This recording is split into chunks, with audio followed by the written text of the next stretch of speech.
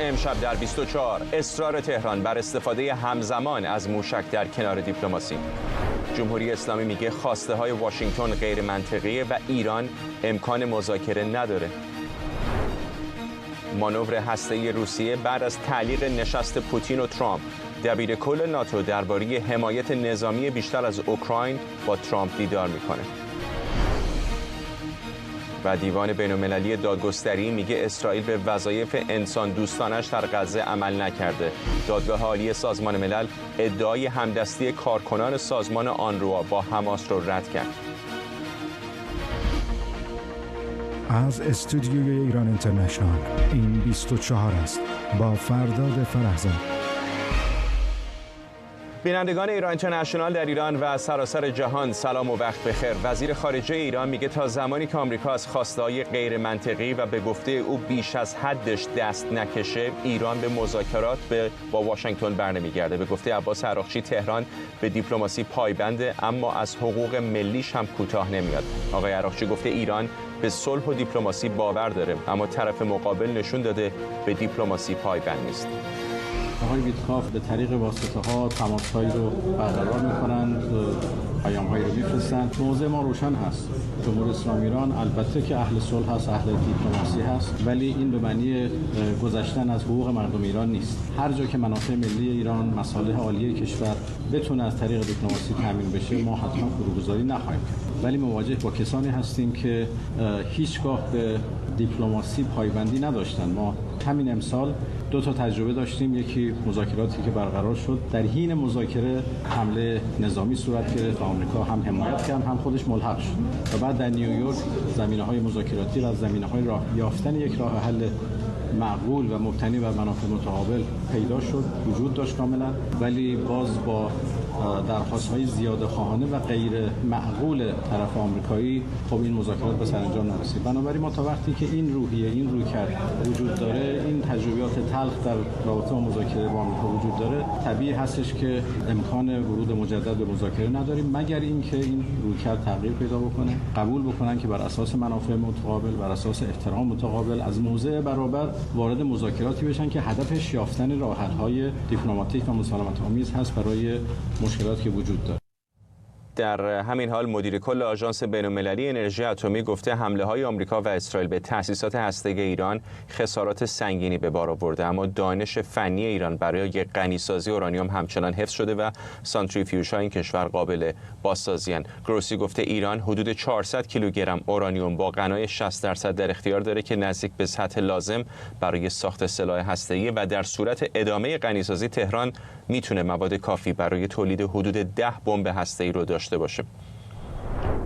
بریم به وزارت خارجه. همکارم سمیرا قرایی از اونجا به ما پیوسته. سمیرا، شاید اوجش همون دوران نشست مجمع عمومی سازمان ملل بود و امیدواری‌ها برای مذاکرات دو طرف، ولی در عین حال به نظر میرسه که طرف ایرانی معتقد آمریکایی‌ها خیلی خواسته‌های حداکثری دارن و شاید دست تهران هم خالی است برای یک مذاکره معنادار.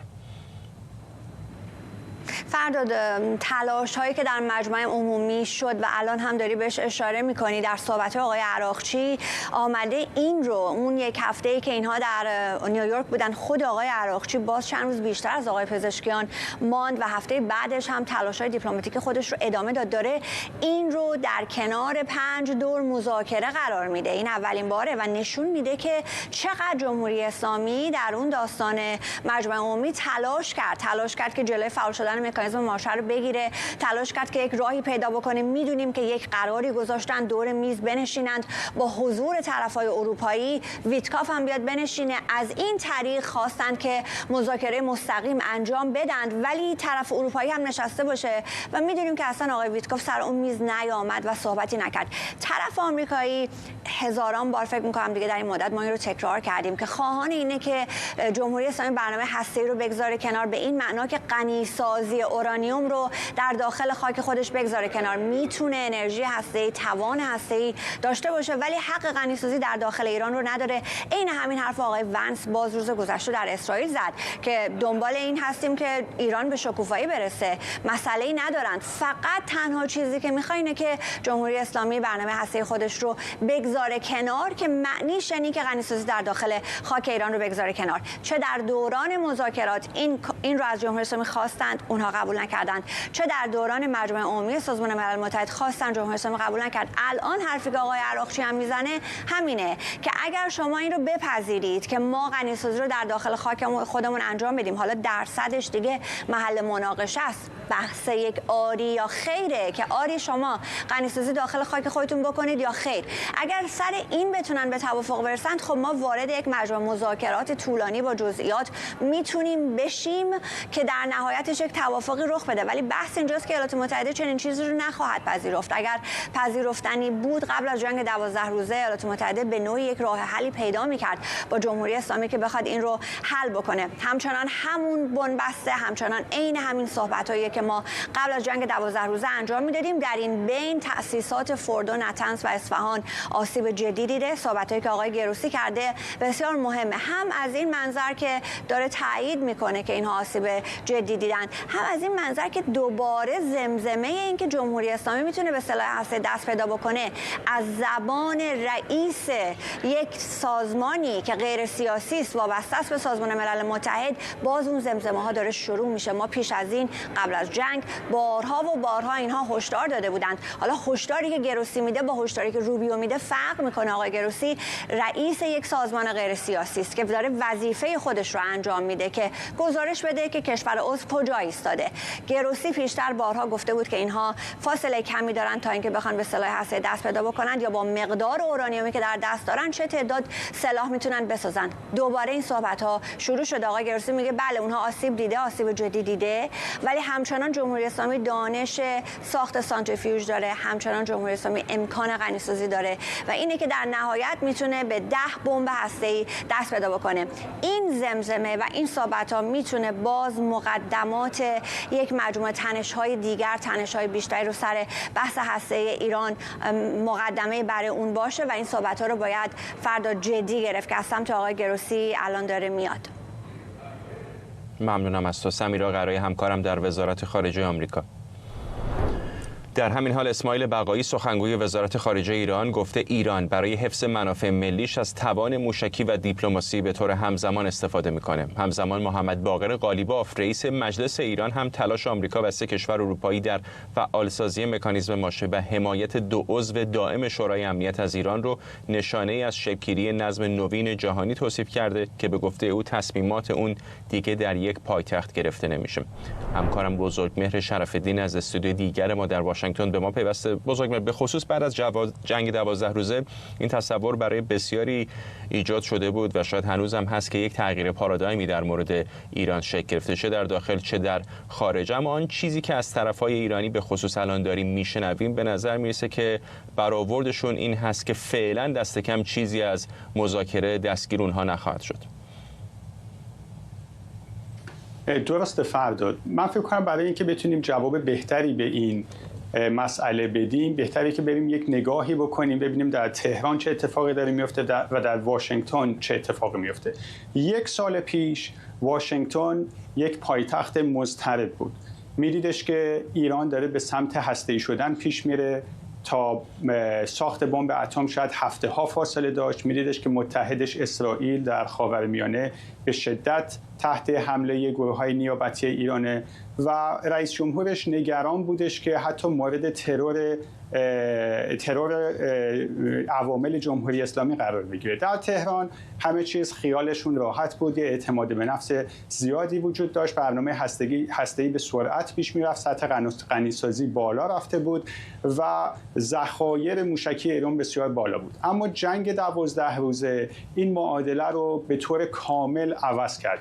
الان شما اگه بیاین واشنگتن رو ببینین، فضا در فضای واشنگتن یک فضای آرام هست. صلح غزه به وجود اومده برنامه هسته‌ای ایران به طور کامل نابود شده و از این جهت دولت ترامپ خیالش راحت هستش که بین ایران و بمب اتم ماه‌ها و شاید سالها فاصله افتاده. اما در تهران اضطراب به وجود اومده. اینو از کجا میشه فهمید؟ ببینید عبدالله خانی معاون امنیتی و استراتژیک آقای پزشکیان در یک مصاحبه‌ای که در نور نیوز منتشر کرد گفتش که نهادهای امنیتی و نظامی ایران هر 2 هفته یه دفعه بعد از جنگ گفتن که الان احتمال یک جنگ قریب الوقوع وجود داره. گزارش‌های دیگه‌ای هم اومد از اینکه چه در میان گروه‌های نظامی و چه در میان افراد غیر نظامی تا حتی 4 لایه جانشین انتخاب شده. فضا در ایران فضای اضطراب هست و واسه همین خیلی مشخصه که جمهوری اسلامی در این شرایط خیلی تمایلی به ورود به یک مذاکره نداشته باشه. چه چیزی به نظرت میتونه تغییر بده معادله رو؟ چون بالاخره خیلی‌ها تصور میکنن که ایران در آستانه یک رویارویی دوباره ممکنه با اسرائیلی‌ها قرار داشته باشه و بنابراین شاید اون ترسه باید باعث بشه که اتفاقا طرف ایرانی بیاد پای میز مذاکره. دقیقاً. اما باید حواسمون باشه که ایران زمانی که دست بالا رو داشت تمایل زیادی به مذاکره نداشت. البته وارد مذاکره میشد، اما به قول معروف مذاکره برای مذاکره، نه برای به نتیجه رسیدن. الان خب جمهوری اسلامی از قبل به شدت ضعیفتر شده و سوال اینه که چرا الان بخواد وارد مذاکراتی بشه که میدونه با این ضعف قاعدتاً نمیتونه امتیازی بگیره. به نظر من جمهوری اسلامی اول سعی میکنه توان دفاعیش رو تقویت بکنه، بعد سعی میکنه توان موشکیش و ذخایر موشکی رو افزایش بده و حتی سعی میکنه که بازسازی بکنه توان از دست رفته هسته‌ایش رو تا بعد بتونه بیاد سر میز مذاکره بشینه. به بیان دیگه مذاکره نقطه آخری هستش که جمهوری اسلامی در ذهن داره، قبل از اون میخواد یک مقدماتی رو بشینه. در مقابل آمریکا اما مذاکره رو نقطه آغاز میدونه، میگه که شما اول باید بیایم بشینیم یه مذاکره بکنیم تا درباره حق داشتن موشک، برد موشک‌ها و برنامه هسته‌ای صحبت بکنیم. و آقای ترامپ مشخصاً هم گفته که اگه جمهوری اسلامی قبل از مذاکره بخواد توان نظامی یا هسته‌ایش رو بازسازی بکنه، اونو مورد حمله قرار میده. مسئله دیگه تفاوتی هستش که دو طرف از مذاکره دارن. مذاکره در آمریکا بعد از یک پیروزی نظامی داره اتفاق میفته. بسیاری از این اندیشکده‌ها به دولت ترامپ پیشنهاد میکنن که برای این که بتونه موفقیت نظامیشو تثبیت بکنه الان باید اینو تبدیل به یک توافق دیپلماتیک بکنه. خب این چیزی نیستش که مورد رضایت ایران باشه، چون میدونه این مذاکره برای جمهوری اسلامی یک نوع تسلیم به حساب میاد. ممنونم از تو همکارم بزرگمهر شرف‌الدین از استودیوی دیگر ما در واشنگتن. در ارتباط با همین بحث مذاکره تهران و واشنگتن هم ساعتی پیش وزیر اطلاعات ایران گفت آمریکا از گفتگو حرف میزنه اما جمهوری اسلامی اعتمادی به این مذاکرات نداره. اسماعیل خطیب در این حال با اشاره به جنگ 12 روزه گفت که 50 سرویس اطلاعاتی به اسرائیل برای طراحی اون حملات کمک کرده بودند که جمهوری اسلامی به گفته او تونست بر اونها پیروز بشه. ایلان برمن معاون ارشد شورای سیاست خارجی آمریکا از واشنگتن دی سی به ما پیوسته. ممنونم که دعوت ما رو پذیرفتید آقای برمن. یک تصوری وجود داشت بعد از جنگ 12 روزه، شاید آقای ترامپ هم سردمدار این تصور بود که جمهوری اسلامی ضربه شدیدی خورده و به راحتی میاد مذاکره میکنه و امتیازاتی رو که واشنگتن مدت‌ها میخواست خواهد داد. چه اتفاقی به نظرتون افتاده که ایران حاضر نیست چنین مذاکره‌ای رو بپذیره؟ چه اعتماد به نفسی داره؟ چه چیزی پشت مقامات ایران رو گرم کرده که حاضرن این ریسک رو بپذیرن که مذاکره نکنن و برنامه هسته‌ای و موشکیشون رو ادامه بدن؟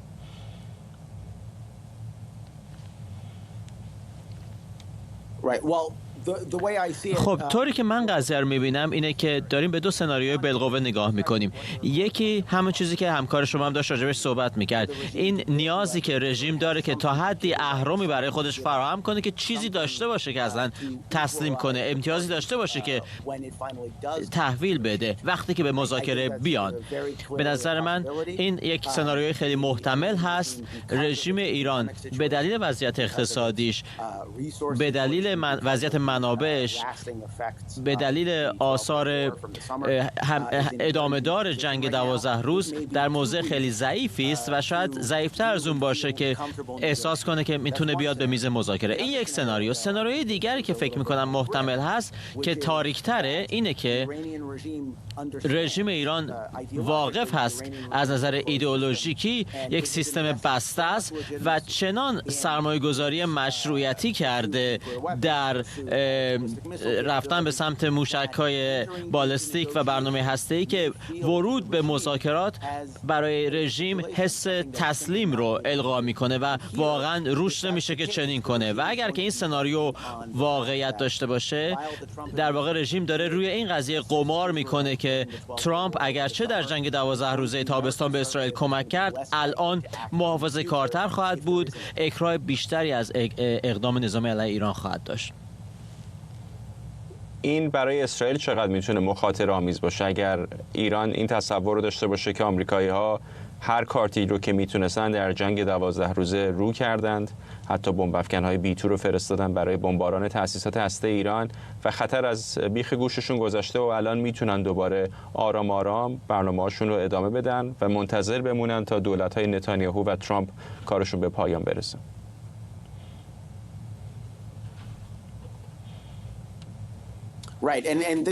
بله، این دقیقاً دلیل اون هست که دلیلی است که مسئله است که مقام‌های اسرائیلی رو خیلی نگران میکنه. نتانیاهو این رو در ملأ عام گفته و در گفتگوهاش با مقام‌های کاخ سفید از جمله خود رئیس جمهور هم گفته که تهدید ایران، تهدید رژیم ایران حذف نشده، محو نشده و اگر نشانه‌هایی دیده بشه که میخوان برنامه موشک‌های بالستیکشون یا هسته‌ایشون رو دوباره احیا کنن، اسرائیل میخواد که دوباره اقدام کنه. اما من فکر میکنم خیلی روشنه که اگر شما به این دینامیک منطقه دقت کنید، خیلی روشنه که پرزیدنت ترامپ الان از استراتژی استفاده میکنه که به اصطلاح تنش رو بیشتر کنه که بعد کمتر کنه.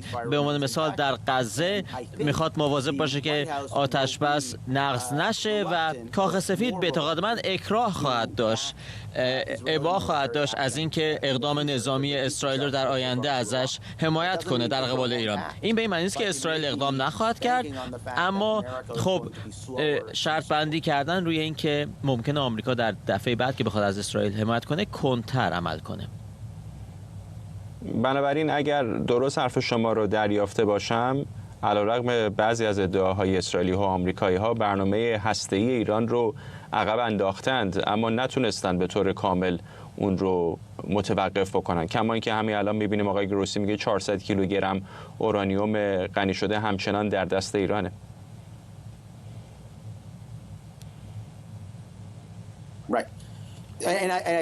درسته، من فکر کنم این دقیقاً نکته ماجراست. یعنی در یک مقطعی تحلیلگران اینجا در واشنگتن، مقام‌های دولت آمریکا، مقام‌های دولت اسرائیل باید این مسئله رو سعی کنن که حالی کنن که برنامه هسته ایران تضعیف شده اما حذف نشده. اینها هنوز این اراده و توان رو دارن. اگر این وضعیت رو حل و فصل نکنن، اگر رژیم شفافتر نشه، اگر به میز مذاکره نیاد، اقدامات دیگری نیاز خواهد بود، برای اینکه وگرنه دوباره در آینده به وضعیت قبلی خواهیم رسید و مجاب کردن دولت آمریکا که این قضیه واقعا چنین هست یک اولویت اصلی خواهد بود. مشخصه که اسرائیلی ها بیشتر به دنبال رویارویی هستند تا آمریکایی‌ها، به خصوص آقای ترامپ که سعی می‌کنه تا جای ممکن از دیپلماسی استفاده بکنه. افرادی هم که دورش هستن از جمله جی دی ونس آدمای مداخله‌جویی در سیاست خارجی نیستن. آیا میشه تصور کرد که بدون چراغ سبز آمریکا یا بدون حمایت آمریکا اسرائیل بخواد دوباره دست به اقدامی بزنه؟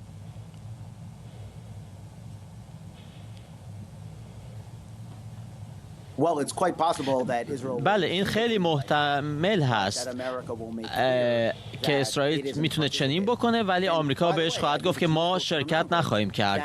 در ضمن این هم به خاطر داشته باشیم که در طول تابستان اسرائیلیا هیچ انتظار و توقعی نداشتند که آمریکا مشارکت میکنه.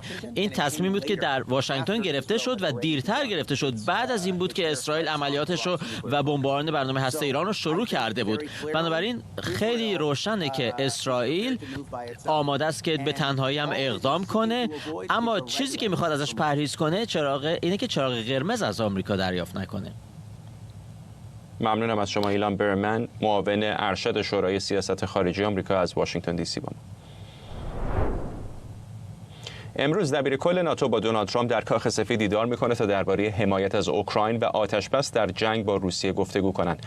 این دیدار بعد از جلسه پرتنش هفته پیش ترامپ با زلنسکی برگزار میشه که در اون ترامپ از ارائه موشک‌های تاماهاک به کیف خودداری کرد. سفر دبیرکل ناتو به واشنگتن برای دیدار با ترامپ در حالی انجام میشه که کاخ سفید نشست برنامه‌ریزی شده ترامپ و پوتین در بوداپست رو بعد از عدم پیشرفت در گفتگوی تلفنی مارکو روبیو با همتای روسش لغو کرد.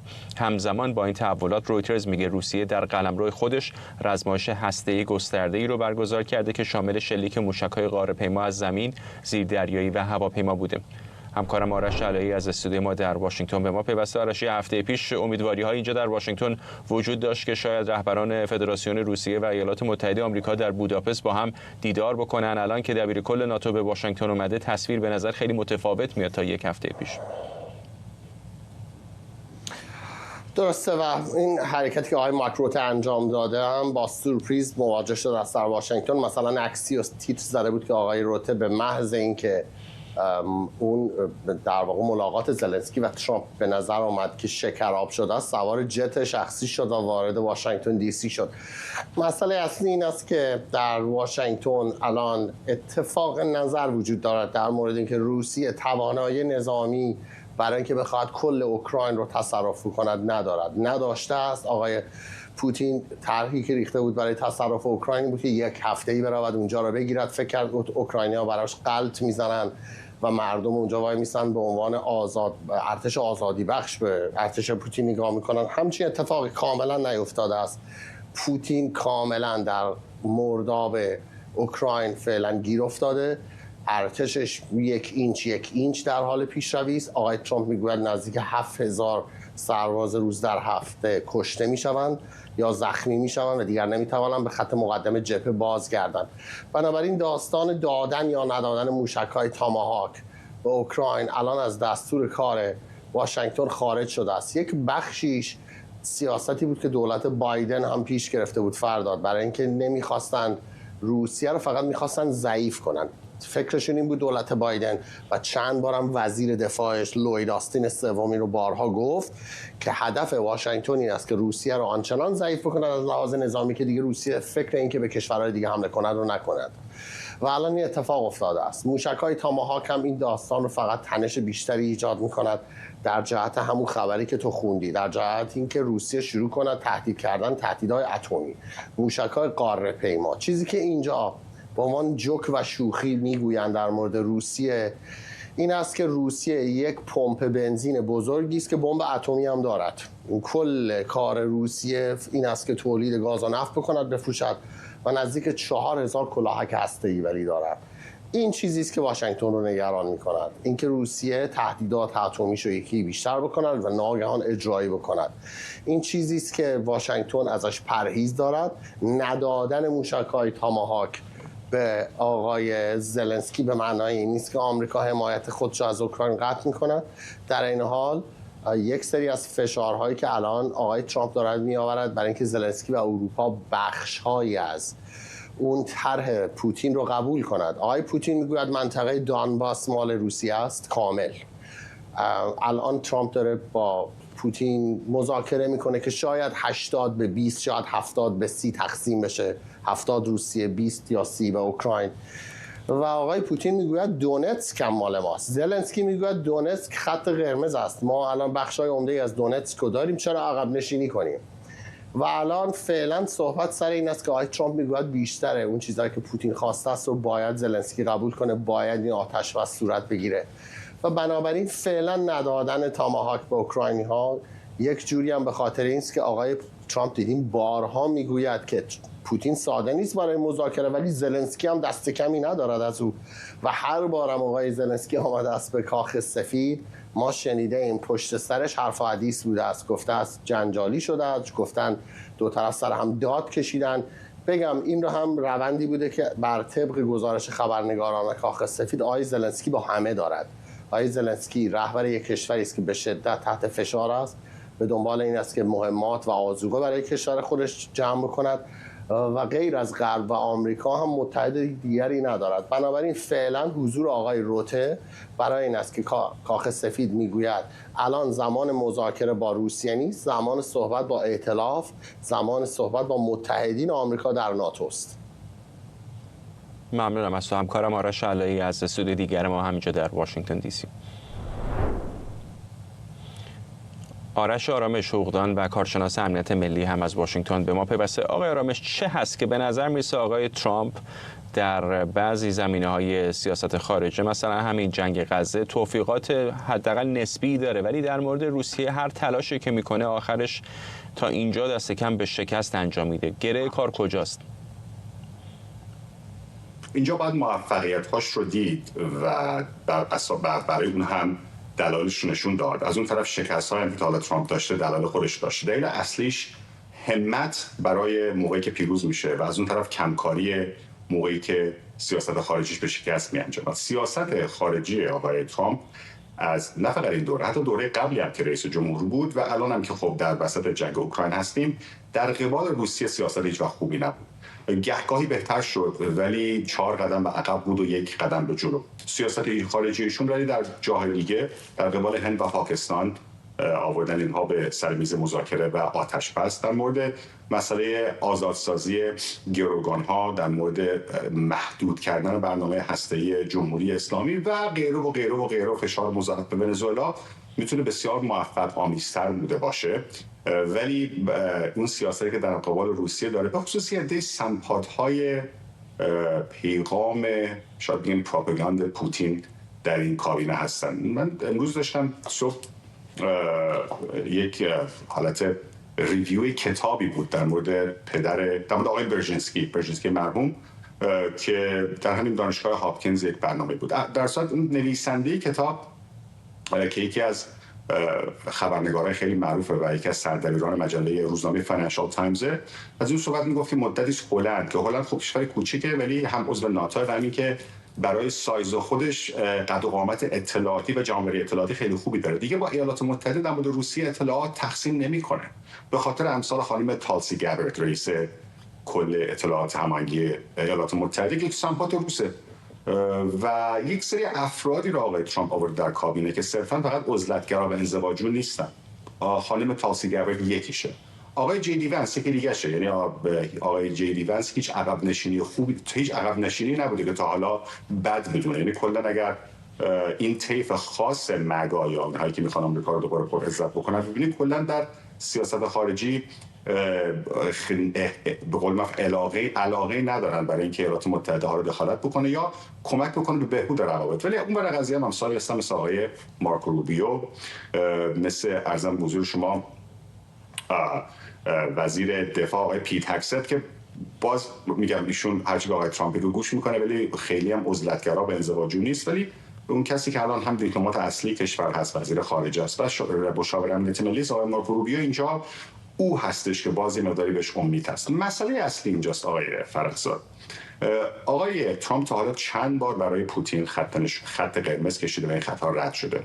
چند بار او رو درخواست آتش بس کرده و این مهلت‌ها گذشته. مثلا به جمهوری اسلامی یادتونه یک مهلت 60 روزه داد دیگه، بیا مذاکره، اون موقع ویتکاف هم میفرستاد و غیر و ذالک، ولی مهلت 60 روزه که تموم شد اسرائیل زد. 61 اسرائیل حمله کرد.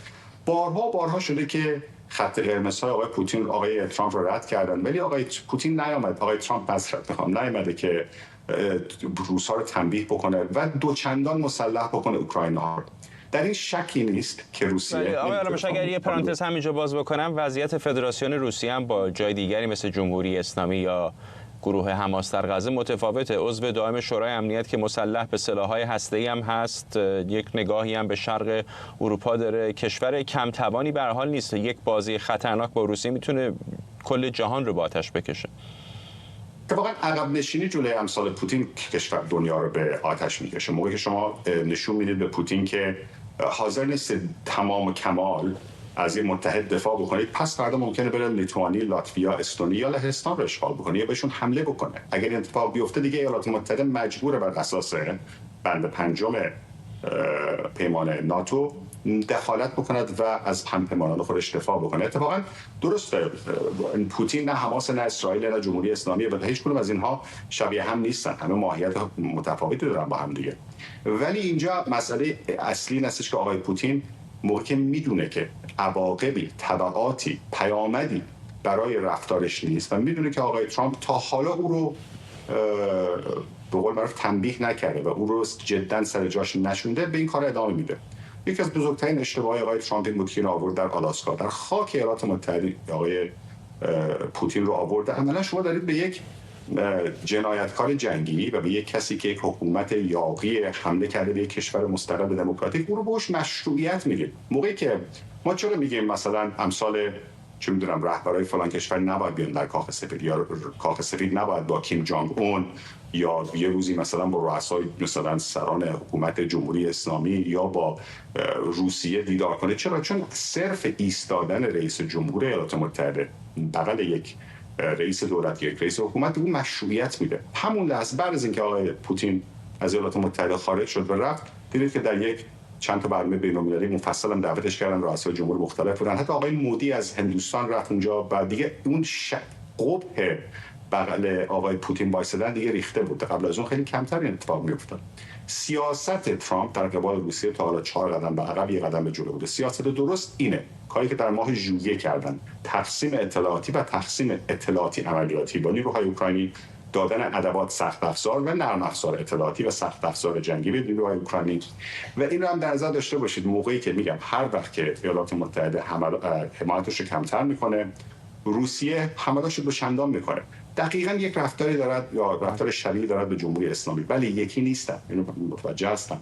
ولی معمولاً اینها مثل موجوداتی میمونن که هر چونا رو در گوشه شما اسیر بکنید، بهشون تحقیر بیشتر بکنید و حمله بیشتر بکنید، مثل خامنه‌ای، مثل پوتین، بیشتر کوتاه میان جلوی شما. اما موقعی که حزب الله رو دارد، حماس رو دارد، سوریه رو دارد، یا آقای پوتین یک ارتش زخم نخورده بزرگی رو داشت که هنوزم محک نخورده بود، فکر می‌کرد چه کارا میتونه بکنه و به قول معروف خیلی برای همه شاخ گردن میکشید.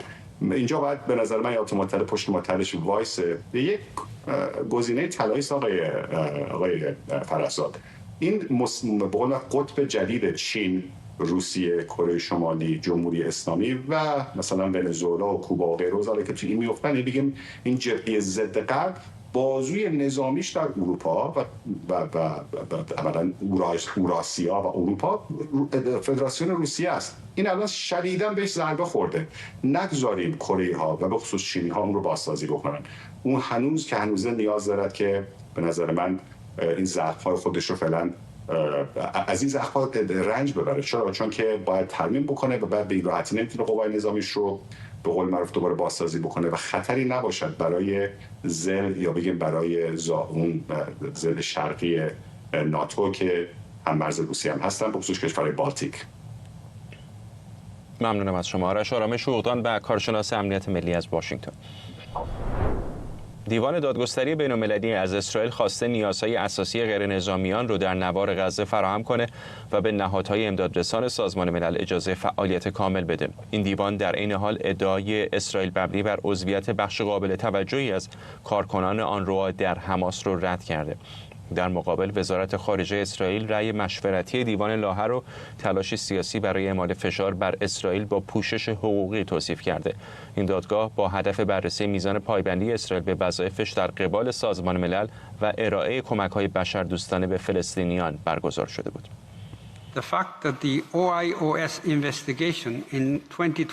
بر اساس تحقیقات دفتر نظارت داخلی سازمان ملل در سال 2024 که منجر به اخراج 9 نفر از کارکنان اونروا به دلیل احتمال مشارکت در حملات 7 اکتبر 2023 شد، دیوان معتقده که هیچ مدرکی وجود نداره که اونروا اصول بی‌طرفی رو زیر پا گذاشته باشه.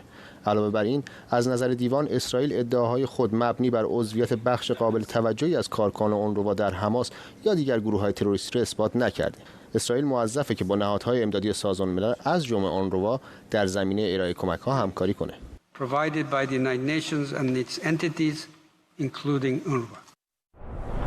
خبرنگارمون مریم رحمتی از نیویورک به ما پیوسته. مریم، بیشتر به ما بگو در مورد این نظر دادگاه و اهمیت سیاسی اون.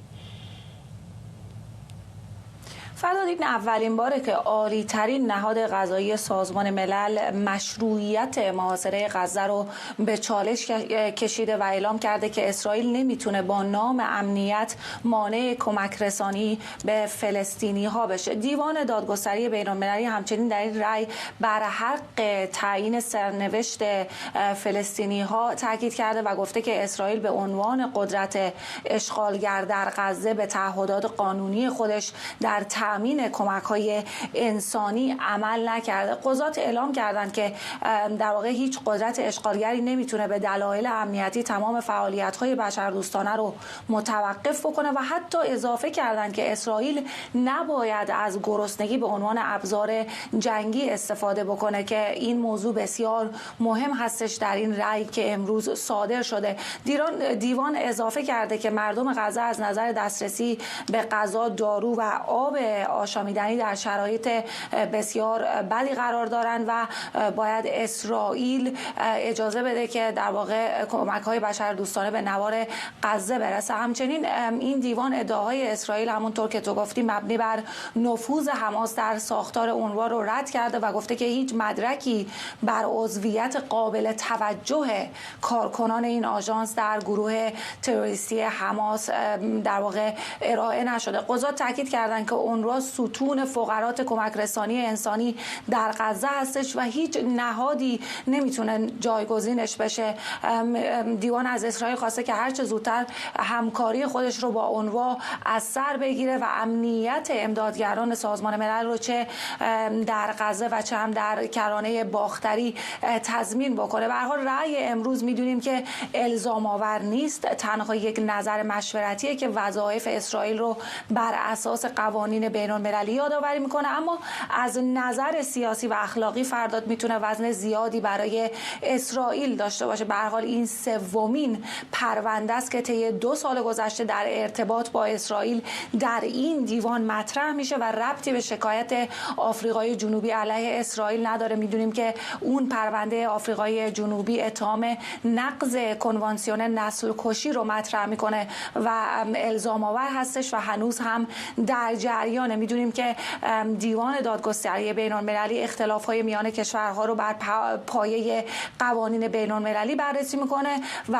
پرونده کنونی هم به درخواست مجمع عمومی سازمان ملل در ماه دسامبر گذشته آغاز شده بود، همون زمانی که اسرائیل یک قانونی رو تصویب کرد که فعالیت‌های آژانس امدادرسانی سازمان ملل برای آوارگان فلسطینی رو در قلمرو خودش ممنوع می‌کرد. حالا اسرائیل این نظر رو به شدت رد کرده. سفیر اسرائیل در سازمان ملل رأی دیوان بین المللی دادگستری بین المللی رو درباره اونروا شرم‌آور خونده و خود دادگاه اسرائیل هم گفته که این سیاسی کاری سازمان ملل و این دیوان هست علیه اسرائیل و مطمئنا فرداد این رأی میتونه دوباره این تنش‌هایی که در 2 سال گذشته میان سازمان ملل و اسرائیل وجود داشته رو حتی بیشتر هم بکنه. برمیگردم به تو. ممنونم از تو. همکارم مریم رحمتی از نیویورک با ما. شهرام خلدی، پژوهشگر تاریخ خاورمیانه و روابط بین‌الملل از آنتاریو با ماست. آقای خلدی، برخلاف دیوان بین‌المللی کیفری، دیوان دادگستری بین‌المللی مورد شناسایی همه کشورهای عضو سازمان ملل هست و به شکلی آرا و نظرهای اونها مورد قبول همه این کشورها. چقدر فکر میکنید که این رویکردی که اسرائیل داره که معمولاً به آرای این نوع دادگاه‌ها اهمیتی نمیده یا اونها رو سیاسی میخونه، در این مورد هم میتونه بر همون پایه پیش بره و چقدر میتونه این فشارهای بین‌المللی رو تحمل بکنه؟ خدمتتون درود می‌فرستم جناب فرستاد گرامی و خدمت همه مخاطبان ایران اینترنشنال. خب میدونید که من در یک زندگی قبلی حقوق خوندم و هنوزم کار حقوقی از نظر پژوهشی میکنم. ایالات متحده آمریکا و روسیه دو تا کشوری هستند که در چند مورد مختلف آراء مشورتی یا حتی الزام آور دیوان رو نادیده گرفتن و این دوتا گولد استاندارد یا به قول معروف کشورهایی هستند که باید مدل نمونه باشن برای دیگر کشورهای دنیا، برای اینکه اعضای دائمی شورای امنیت سازمان ملل هستند. کشورهای دیگه‌ای هم هستند که قدرت‌های متوسطن و لزوماً به آراء دیوان دادگستری بین‌المللی توجهی نکردن. اینجا هستش که اسرائیلی‌ها به خصوص حقوقدان‌هایی که اسرائیلیان یا طرفدار اسرائیل هستند میان میگن که یک در واقع دوگانه گرایی وجود داره. مثلا همین گزارشی که خلاصه‌ای که خانم رحمتی ارائه فرمودند، وقتی که من رأی رو خوندم امروز، یک چیزی رو که متوجه یک تضاد درونی عمیق در رأی شدم. برای اینکه از طرفی رأی خودش رو بر اساس مینی کنوانسیون ژنو میگذاره که بعد از جنگ جهانی دوم تصویب شده، در صورتی که اون مینی کنوانسیون بر اساس کنوانسیون لاهه 1907 هست که الزام آور میدونه که اشغال مداوم و استاتیک باشه. به چه معنی؟ به این معنی که اسرائیلی ها کنترل مؤثر و قدرتمند داشته باشند در غزه. اسرائیلی ها کنترل مؤثر و قدرتمند به اون معنایی که دیوان ادعا میکنه فقط بر قسمتی از کمک‌های انسان دوستانه داشته و هر بار که اسرائیل عقب نشینی کرده و کمک‌های انسان دوستانه اومده، گزارش پنل سازمان ملل در سال 2024، گزارش یونیسف، گزارش برنامه غذایی سازمان ملل اشاره میکنه که حماس قسمت عمده‌ای از کمک‌های انسان دوستانه رو از مردم غزه دزدیده. بنابراین این حرف که اومده دیوان زده توی رأی مشورتیش که اسرائیل کنترل مؤثر داره، بر اساس همین گزارش‌های سازمان ملل که اصلا نادیده گرفته دیوان نقض میشه. و بنابراین پرسشی وجود داره و به نظر من برای همین هم هستش که دیوان رأی مشورتی صادر کرده، برای اینکه دیوان میدونه که اگه بخواد رأی الزام آور صادر بکنه، اسرائیلی ها عملاً نخواهند تونست اونجوری که دیوان میخواد این رو به اجرا در بیارن و هیچ کس دیگه ای نخواهد تونست مگر اینکه یک نیروی پاسدار صلح قدرتمند بره اون تو و حماس رو خلع سلاح کنه.